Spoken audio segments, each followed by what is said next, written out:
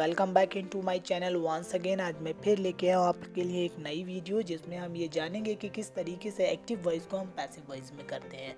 तो हमारे टेंसेस 12 होते हैं, 12 में से 8 ही हमारे टेंसेस ऐसे हैं जिनकी पैसिव वॉइस जो है वो बनाई जाती है। बाकी 4 टेंसेस ऐसे हैं जिनके हम पैसिव वॉइस जो है वो बनाई ही नहीं जाती है।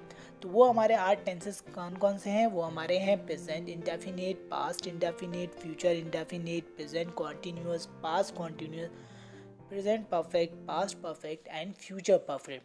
तो पैसिव वॉइस की ज़रूरत हमें कहाँ पड़ती है? जब हम ध्यान जो है पूरा हम क्रिया की ओर खींचते हैं, या फिर हम जब ये ना पता हो कि करता कौन है, यानी कि पूरा जो भी एक्शन हमारा हो रहा है हम पूरा ध्यान जब उसकी तरफ खींचते हैं, लेकिन हम उसमें ये नहीं बताते कि वो जो क्रिया हो रही है वो किसके द्वारा की जा रही है।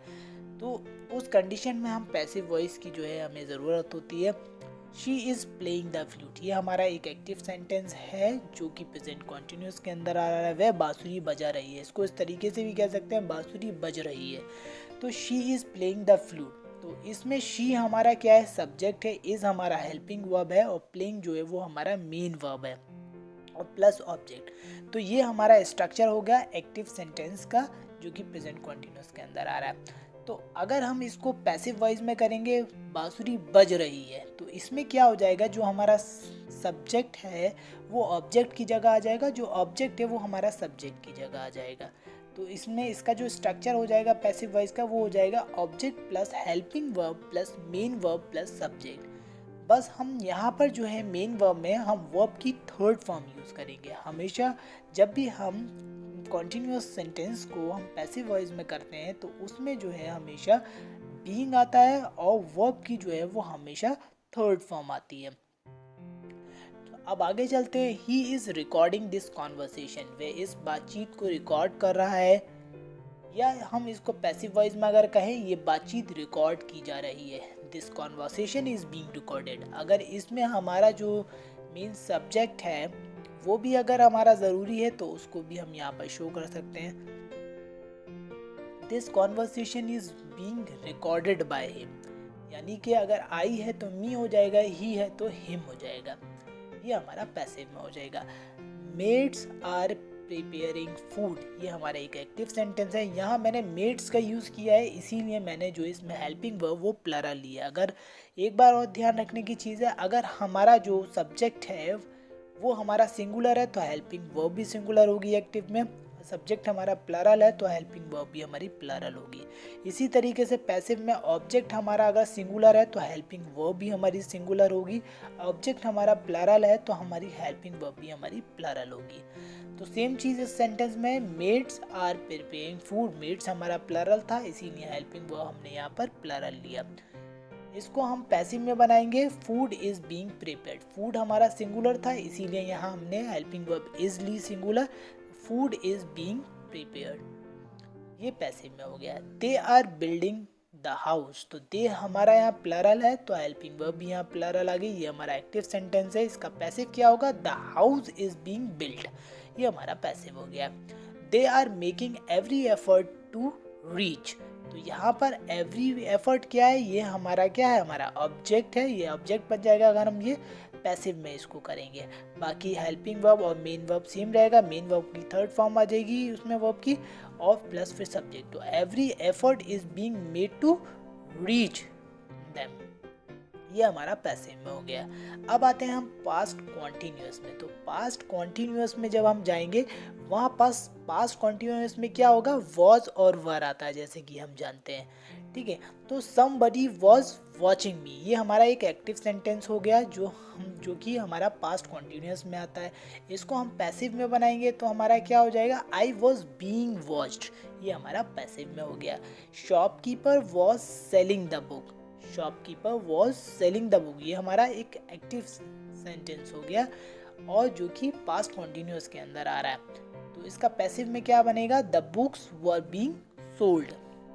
इसी तरीके से robbers were robbing the book, ये हमारा एक एक्टिव सेंटेंस है। इसका पैसिव क्या बनेगा? The the bank were being robbed, ये हमारा एक पैसिव सेंटेंस हो गया। उसके बाद आते हैं प्रेजेंट इंडेफिनिट में। आई होप प्रेजेंट कॉन्टिन्यूअस का तो आपको कॉन्सेप्ट क्लियर हो गया होगा। अब प्रेजेंट इंडेफिनिट में क्या करते हैं कि हमारा जो प्रेजेंट कॉन्टिन्यूअस होता है उसका जो हेल्पिंग वर्ब है वो हम यहाँ पर जो है उसका यूज़ करते हैं, जो हमारा इज एम आर होता है। जैसे for example I play the flute, ये हमारा एक एक्टिव सेंटेंस है। मैं बांसुरी बजाती हूँ या बजाता हूँ, ये हमारा एक एक्टिव सेंटेंस हो गया। तो बांसुरी मेरे द्वारा बजाई जाती है, ये हमारा एक पैसिव सेंटेंस हो गया। तो कैसे बनेगा इसका passive sentence? The flute is played by me.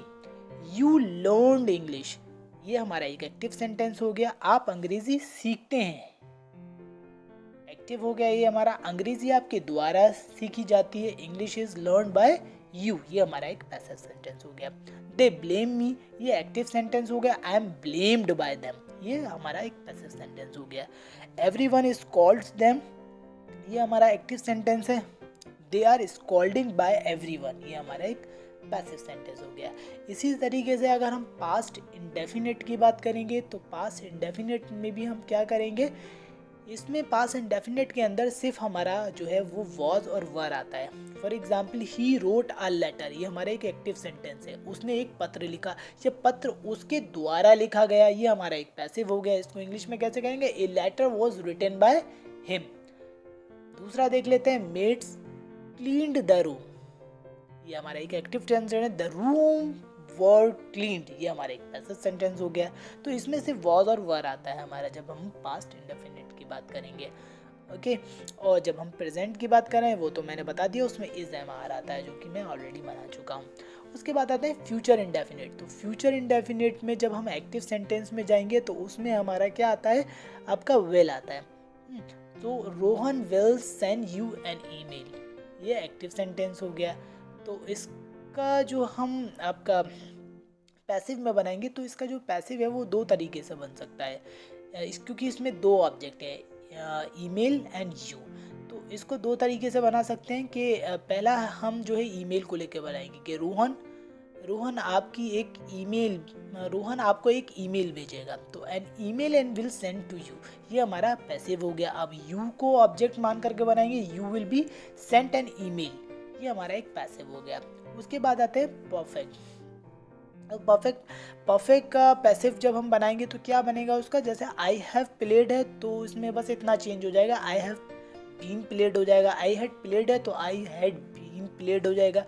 I will have played है तो I will have been played हो जाएगा।